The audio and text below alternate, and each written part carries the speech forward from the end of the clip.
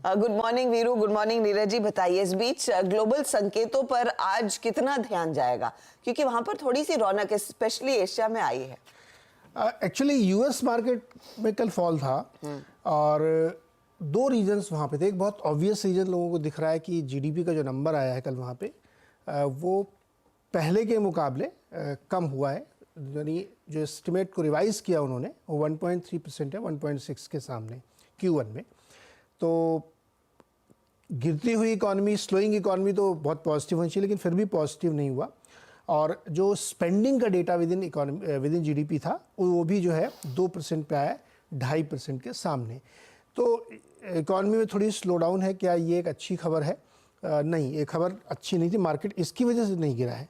कल US market गिरा है टेक्नोलॉजी शेयर्स की वजह से, और ख़ास तौर पे आप देखिए तो एनवीडिया की नेतृत्व में स्टॉक्स गिरे हैं। एनवीडिया गिरा है, एएमडी गिरा है, मेटा गिरा है, माइक्रोसॉफ्ट गिरा है, और उसको एक नीजक रिएक्शन सेल्स फोर्स की तरफ से मिला जो स्टॉक 20% गिरा है।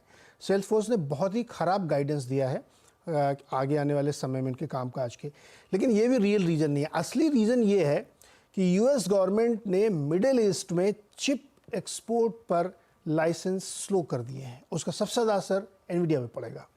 यानी जो उनके लार्ज स्ट्रेंथ वाले चिप हैं जो सऊदी अरब और यूएई में बहुत ज़्यादा मंगाए जा रहे थे डेटा सेंटर के लिए, इन तमाम चीज़ों के लिए, तो सिक्योरिटी रीजंस का हवाला देते हुए सरकार ने उसके लाइसेंस स्लो कर दिए हैं। और यही कारण था कि कल सारे टेक्नोलॉजी स्टॉक्स, खासतौर पर जो चिप से रिलेटेड हैं, उसमें तेज़ गिरावट रही, और उसका असर फिर टेक्नोलॉजी में पड़ा, फिर एस&पी गिरा, फिर ये पड़ा, और फिर मार्केट नीचे आ गया। तो जीडीपी से मार्केट उतना नाखुश नहीं था जितना इस खबर से था फौरी तौर पे, और उसका असर हम लोगों ने देखा। ये ऐसा क्यों करना चाहते हैं? ज्यादा चिप्स अपने लिए रखना चाह रहे हैं? नहीं, सिक्योरिटी रीजन। आपको याद होगा उन्होंने चाइना में भी बंद कर दिया है कि चिप बनाने के, इवन एक ASML करके कंपनी है जो चिप बनाने की मशीन बनाती है, उसको स्ट्रिक्टली रोक दिया कि आप कोई चीज़ नहीं देंगे चाइना को। और चाइना में कोई बहुत ही जो प्रिसाइज चिप है वो एक्सपोर्ट नहीं की जाएंगी, और अपने देश में ही उन्होंने बहुत सारी स्कीम्स लगाई जिससे जो इंपोर्ट होता है तो वो रुक जाए। तो because of only security reasons. तो आपको याद होगा हमने 2 दिन पहले बताया था कि चाइना ने भी $80 बिलियन की एक स्कीम लॉन्च की कि हम अपने खुद ही डेवलप करेंगे। तो मिडिल ईस्ट में भी उन्होंने स्लो कर दिया।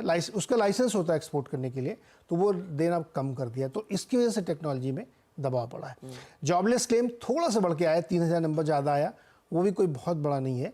अब आज शाम को, आज शुक्रवार है ना, हाँ, आज शाम को वो नंबर इन्फ्लेशन वाला देखेंगे वो लोग, जो कि ज़्यादा मैटर करेगा पॉलिसी डिसीजन में। तो मुझे लगता है कल का US market week instant reactions पे था, नीजर रिएक्शंस पे था। जीडीपी से उसको कोई तकलीफ नहीं है, तो अच्छी खबर थी उसके लिए, स्लो हो रही है तो।